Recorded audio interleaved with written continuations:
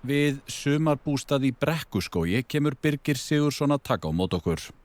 Hann ákvað ásamt Kristínu Arberg Þórðardóttur eiginkonu sinni að flýja stanslausa skjálftana í heimabænum og fara í bústað sem í eigu félags skipstjórnarmanna á Suðurnesjum. Hér eru þau, 3 dögum eftir að bærinn var rýmdur, ásamt börnum og barnabörnum sem búa öll í Grindavík. Bara að hafa okkur frí frá skjálftanum og bara vaka nótt eftir nótt út af þessum helvíti stjórnlagangi. Það erum að búa við þetta núna síðan 21, já þetta byrjaði. Þetta venst aldrei. Það ekki hægt að venast þessu. Eða kom ekki langar. Góðan daginn. Góðan daginn, velkomnir í Brekkuskó. Hér allt fullt af Grindvíkingum. Hér allt fullt af Grindvíkingum. Bara Grindvíkinga.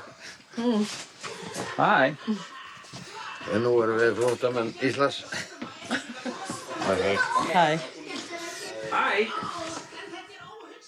Hvernig líður ykkur? Það mjög góð spurning. Ég held að maður sé einhvern veginn ekki búin að fatta ennþá.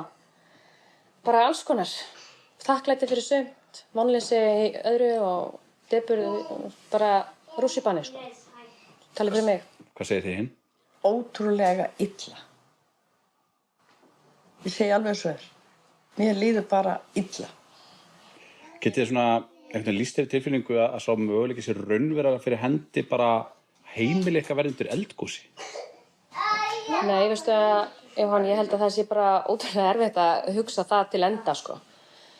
Ég bara nýbúin að kaupa mér parhús og hlakkaði mikið til að fara að búa þar og ala börnin mín upp og skapa minningar. Þannig að jafnvel þó svo að fara ekki undir gos og þá verður það verður erfitt að búa þar eða halda áfram að koma jarðskjálftar. Ég held að þetta sé bara eitt af það svartasta sem maður getur svona ímynda sér. Ef ég færi heim og færi að skjálfa, þá held ég myndi fara bara eins og rakett, ég veit ekki hvert. Já, svo er þetta líka alltaf undir liggjandi ef við ætlum að fara að búa þetta áfram og þá myndi þetta alltaf vera viðlóðandi kannski í einhvern ár. Ég held að ég gæti ekki tekist á svona skjálfta. Fólk er alltaf líka orðið þekkt. Maður bara finnur að maður er komin þetta lengst upp í Brekkuskó og það skellist fyrir. Maður er ennþá einhvern veginn marinn á taugakerfinu, sko. Maður býður eftir í pínulítið að maður sé bara svona vakin upp af þessari martröð. Þetta er eiginlega bara það sem þetta er. Þetta er svo óraunverulegt einhvern veginn að þetta var óhugsandi. Svo ég tali fyrir mig, þetta var algjörlega óhugsandi að þetta geti gerst. Jafnvel þótt að gjósi ekki í eða alveg við Grindavík, sko, hvernig sjáu þið framtíð bæjarins fyrir ykkur? Ég á ofboðslega erfitt með að hugsa í framhaldinu að ég búi þarna áfram. Það er bara staðan í dag.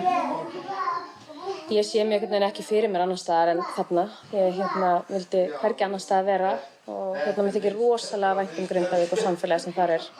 Og ég hef farið í margar hringi með það hvernig reisum við þetta samfélag sem við áttum þar einhvers staðar annar staðar. Mér langar að geta flutt aftur og geta búið þarna en það er rosa vont að vita að það er eitthvað kvikugangur þarna undir bæjarfélaginu.